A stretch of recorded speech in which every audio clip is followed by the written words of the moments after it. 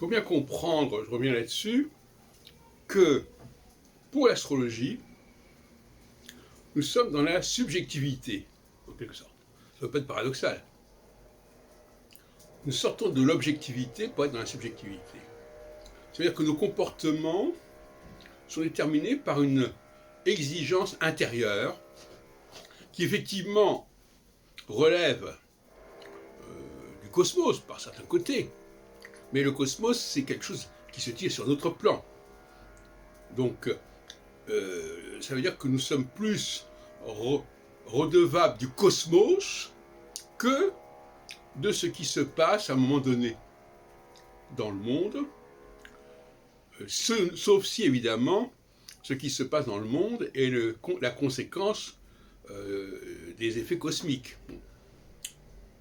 Mais quand il se produit quelque chose, quand il y a un processus qui est engagé, un processus à court terme ou à moyen terme, mais pas un processus ponctuel. L'astrologie ne doit pas travailler sur le ponctuel. J'en ai parlé encore l'autre jour. L'astrologie nous parle de phases, de choses qui se préparent, qui se travaillent, qui demandent du temps. Et donc elle doit être adaptée à cette notion de temps, ce qui veut dire que, j'en ai parlé aussi, on a besoin d'un très grand nombre de planètes, puisque ces planètes vont découper le temps. Elles ne vont pas avoir pour objet de pointer un événement à une date précise, comme voudrait M. Eke, par exemple. Ça, c'est terminé, c'est l'astrologie de papa. Donc, il y a une nécessité intérieure, et même quand on est dans le collectif, quand je parle de Saturne et du collectif, il n'en est pas moins vrai que c'est chaque individu qui ressent cette nécessité intérieure, et c'est la somme de ces nécessités intérieures qui provoque quelque chose.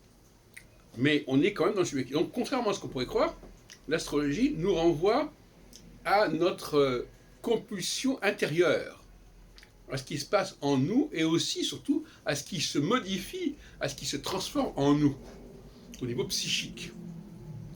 L'astrologie est au cœur des mutations et de revirements psychiques. Et ça, c'est ce qui est révolutionnaire parce que ça va, disons, dévaluer toute la dimension de la sociologie, de la psychologie classique, qui s'occupe de chercher des explications objectives. Il s'est passé ceci, il s'est passé cela, etc. Ce qui d'ailleurs est une espèce de papillonnage, parce qu'on prend un truc ici, on prend un truc là, etc. Enfin, c'est un travail d'amateur et qui sera par la suite considéré comme de l'amateurisme. Encore qu'aujourd'hui ce soit considéré comme normal, mais c'est de l'amateurisme, c'est de l'empirisme. Il faut avoir un modèle, et l'astrologie est la seule discipline sur le plan des sciences sociales et même des sciences humaines à proposer un modèle, au sens où moi je l'entends, bien entendu, pas au sens de l'astrologie traditionnelle, mais de ce que j'appelle l'astrologie mémorielle.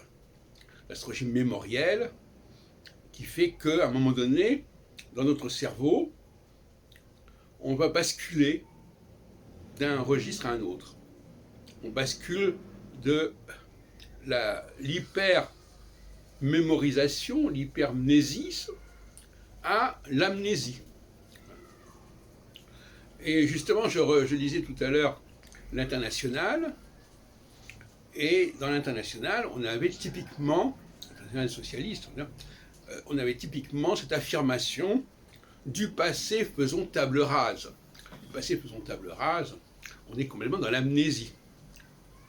Mais le problème, et ça c'est la grande erreur qui est commise par les uns et les autres, c'est que ça n'a qu'un temps.